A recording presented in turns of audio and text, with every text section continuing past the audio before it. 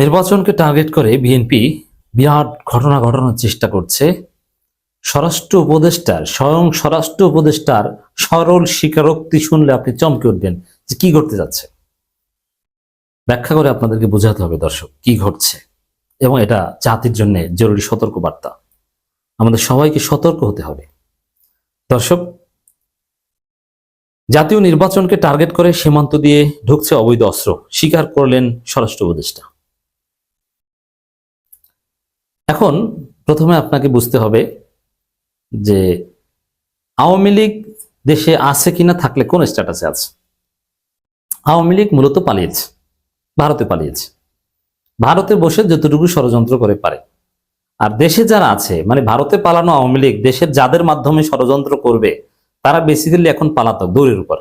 তফসিল ঘোষণা করার পর অপারেশন ডেভিল হান্ট ফেজ 2 এর ভয়ে তারা ঘর ছাড়া, এবং প্রচুর গ্রেপ্তার হয়েছে, অনেক হাজার হাজার আওয়ামী লীগ গ্রেপ্তার হয়েছে জাস্ট তফসিল ঘোষণার পরই। একদম ইউনিয়ন ছাত্রলীগ পর্যায়ে নেতারাও অ্যারেস্ট হয়েছে, জেলে আছে। সেই জায়গায় এই সরকার আওয়ামী লীগের বিরুদ্ধে যতটুকু পদক্ষেপ নিয়েছে, আওয়ামী লীগ কোনো সুসংগঠিত অপরাধ করার সক্ষমতা তারা রাখে না। এজন্য দেখবেন যে দেশে যত চাঁদাবাজি, যত অপরাধী, অস্ত্রবাজি, অবৈধ অস্ত্র, গোলাগুলি, এগুলো সব বিএনপি করছে। এই জন্য 5 আগস্টের পর থেকে যত হতাহতের ঘটনা, এগুলো সব বিএনপি রিলেটেড।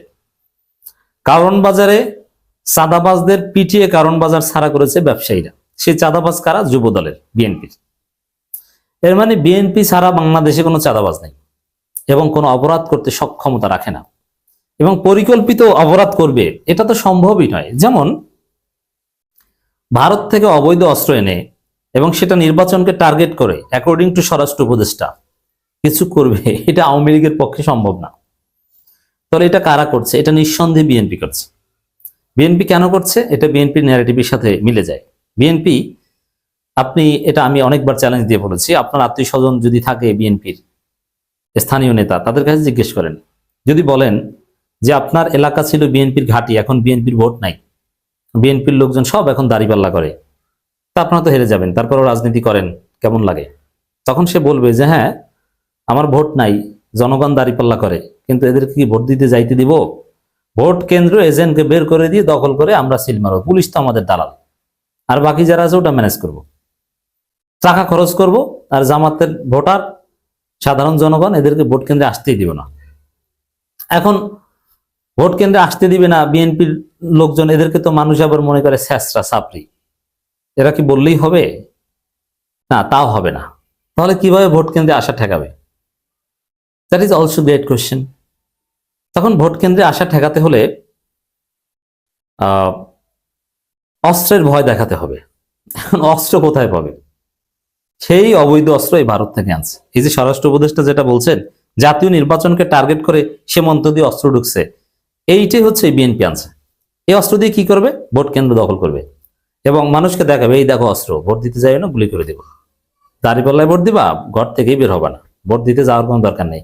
এবং আরো দলিল আছে, বিএনপির লোকজন অনেকে দেখেন না যে একদম ঘোষণা দেয়, স্পষ্ট করে সরাসরি ঘোষণা দেয়, ঘোষণা দিয়ে বলে ক্লিয়ারলি যে দানের শেষে ভোট না দিলে পিঠের চামড়া থাকবে না, দাঁড়িপাল্লায় ভোট দিয়ে যেন কেউ ঠিক মতো বাড়ি ফিরে যেতে না পারে।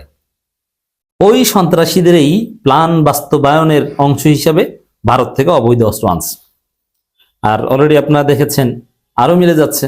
সার্কামস্টেন্সিয়াল এভিডেন্স নেন, আনন্দবাজারের রিপোর্ট, দিল্লির বন্ধুত্বের ভরসায় দেশে ফিরেছেন তারেক রহমান, খালেদা পুত্র।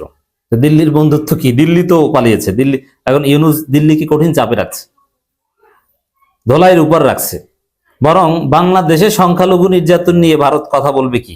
ভারতের সংখ্যালঘু নির্যাতন নিয়ে ইউনূস সরকার এখন ভারতকে চাপে রাখছে। প্রয়োজনে কূটনৈতিক সম্পর্ক থাকবে না এই কথা বলছে।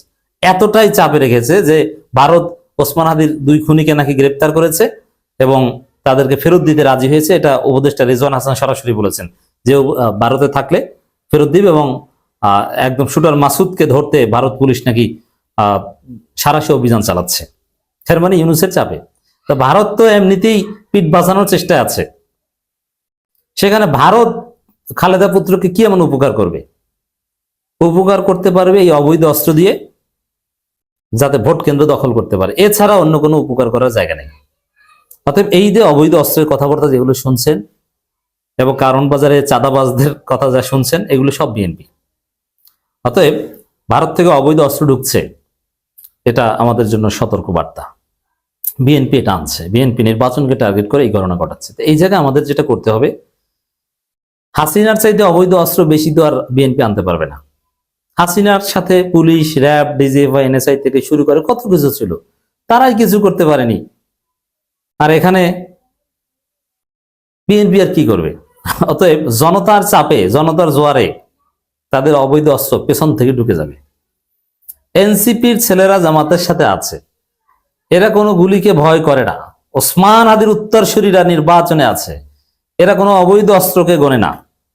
অতএব সমস্ত অবৈধ অস্ত্র, সমস্ত ষড়যন্ত্র, এগুলো সব তস নস করে দেওয়া হবে, ধ্বংস করে দেওয়া হবে। ইউনূস সরকারকে বাধ্য করা হবে। দেখেন, ওই যে অবৈধ অস্ত্র আনছে বিএনপি, আর জামাতের মহাসমাবেশ যেটা 3 তারিখে স্থগিত করেছে পরীক্ষার্থীদের প্রতি সম্মান দেখিয়ে, ভর্তি পরীক্ষার্থীদের প্রতি। কারণ তারেক রহমান অলরেডি ঢাকায় বেরিয়ে অনেক পরীক্ষার্থীর স্বপ্ন নষ্ট করে দিয়েছেন। ওই পরীক্ষার্থীর 14 গোষ্ঠী জীবনে দানের শেষে ভোট দিবে না। কারণ তারেক রহমান রাস্তায় বের হয়েছেন, এমন জ্যাম বেঁধেছে, টাইমলি পরীক্ষা দিতে যেতে পারেনি।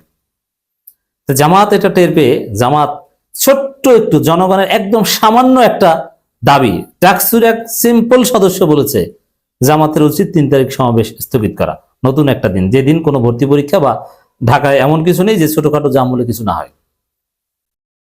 তো এই হচ্ছে অবস্থা। জামাত সেটা বিবেচনায় নিয়ে তাদের মহাসমাবেশ স্থগিত করেছে, বাট এই মহাসমাবেশ হবে। এখন এই মহাসমাবেশ কি নিয়ে? মনে হয় মহাসমাবেশ করবে, ওসমান হাদির হত্যার বিচার তো আছেই, আর একটা বিষয় হচ্ছে অবৈধ অস্ত্র উদ্ধার। ভারত থেকে বিএনপি অবৈধ অস্ত্র আনছে, এটা দিয়ে ভোট চুরি করবে, ভোট ডাকাতি করবে, কেন্দ্র দখল করবে, জনগণকে ভোট দিতে আসতে দিবে না, ভয় দেখাবে। আরে এটা তো ইউনূসকে বাধ্য করা হবে এই অবৈধ অস্ত্র উদ্ধার করতে।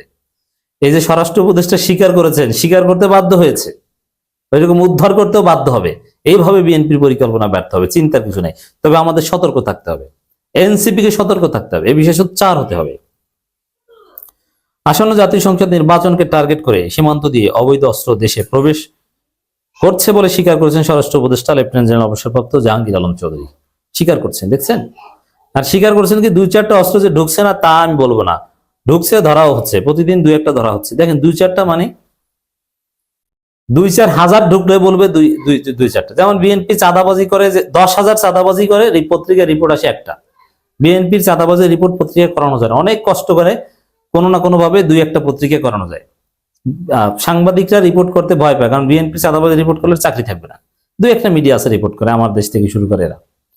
তো এই জায়গায় দর্শক, ওই 2-4টা বললে বুঝবেন যে 2-4 হাজার, কিন্তু কোনো লাভ হবে না।